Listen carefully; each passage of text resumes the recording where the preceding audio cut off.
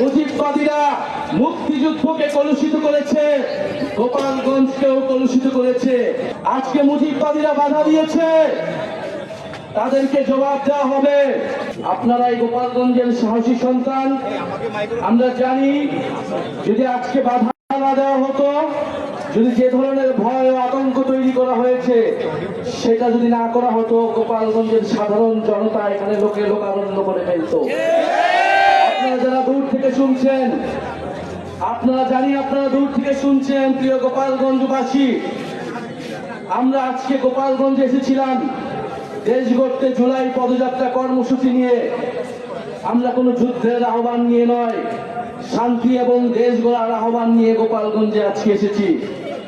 প্রিয় গোপালগঞ্জবাসী, আমরা গোপালগঞ্জের নাম বদলাইতে আসি নাই, আমরা এসেছি ভবিষ্যৎ বাংলাদেশে, এই নতুন বাংলাদেশে গোপালগঞ্জ মানুষের অধিকার যাতে রক্ষা করা হয় সেই প্রতিশ্রুতি দিতে।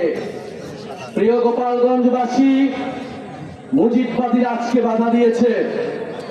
গণ অভ্যুত্থানের মধ্যে আমরা বলেছিলাম বাধা দিলে বাঁধবে লড়াই, সেই লড়াইয়ে জিততে হবে এবং সেই লড়াই আমরা জিতেছিলাম। আজকে আবারও বাধা দেওয়া হয়েছে, দ্বিগুণ গতিতে এর জবাব আমরা দিব ইনশাল্লাহ। প্রিয় গোপালগঞ্জবাসী, আপনারা যারা এই গণ অভ্যুত্থানের পক্ষে রয়েছেন, নতুন বাংলাদেশের পক্ষে রয়েছেন, আপনাদেরকে দায়িত্ব নিতে হবে এই গোপালগঞ্জ যেন মুজিববাদীদের আশ্রয় কেন্দ্র হয়ে উঠতে না পারে। যদি পুলিশ প্রশাসন ব্যর্থ হয়, নিজেদেরকে রক্ষা করার দায়িত্ব, নিজেদের জেলার মর্যাদা রক্ষা করার দায়িত্ব, বাংলাদেশকে রক্ষা করার দায়িত্ব আমাদের নিজেদেরকেই নিতে হবে, যেরকমটা আমরা গণ অভ্যুত্থানে নিয়েছিলাম। প্রিয় গোপালগঞ্জবাসী, আমরা আজকে যেটুকুই বলতে এসেছি, গোপালগঞ্জ নামে এই বাংলাদেশে, সামনের বাংলাদেশে কোনো বৈষম্য হবে না।